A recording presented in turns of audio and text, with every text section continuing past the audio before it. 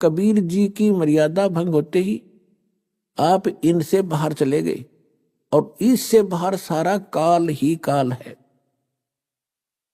जैसे समुद्र में, समुद्री जहाज में आप बैठे हो और कोई नशा करके समुद्र में कूद जाए, तो उस जहाज ही बचाव का स्थान था, वो दिया छोड़, तो वहां तो डूबोगे, मरोगे।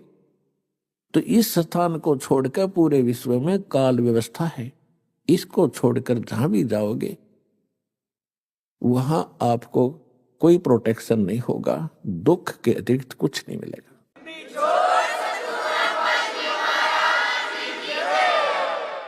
अब प्रसंग चल रहा है कि जैसे जिनके संतान नहीं है उनको अच्छी आत्मा एक भाग्यशाली बताया है, और संसार विचारों से वो मनुष्य बताए जाते हैं। तो जगत और भगत की सोच में इतना अंतर सदा से रहा है, जिस कारण से आपस में ये झगड़े बने रहे। अब बुद्धिमान समाज है, खूब समझेगा, एजुकेटेड किया जाता ना आपको, बूढ़े से लेकर बालक तक, बहन बेटी माताएं सभी शिक्षित कर दी। और हमने ऐसे ऐसे इंस्ट्रूमेंट बना लिए, इंटरनेट लगा लिया और कंप्यूटर बना लिए, तो राम नाम का भी हम बनाएंगे भी इंटरनेट, इसमें भी इतना दिमाग लड़ाएंगे अपना। तो यहां परमात्मा कहते हैं कि जैसे एक देवा एक लेवा दूतम, और कोई किसी का पिता नहीं पूतम।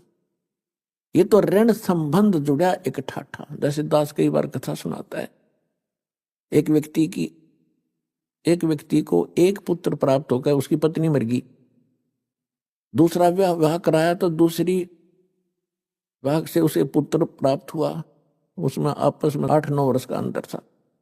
तो दूसरा पुत्र हुआ तो वो स्वयं भी मर गया, और उस पुत्र की छोटे वाले की मां भी मर गई। बड़े वाले का विवाह हो गया, उसकी पत्नी आ गई। अब वो मां के तो दोया के थे, पिता एक था। तो जो पहले वाली माता से उत्पन्न था उसका विवाह हो गया, उनका संतान अभी थी नहीं।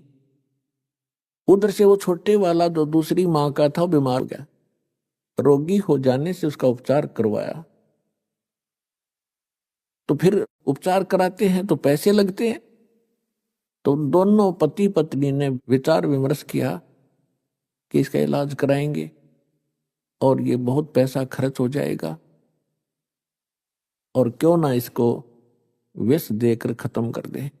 उन्होंने एक डॉक्टर से बात की, वैद्य से, ऐसे ऐसे कर दो, बीमार ये है ही, रोगी है ही, लोग सोचेंगे रोगी था मर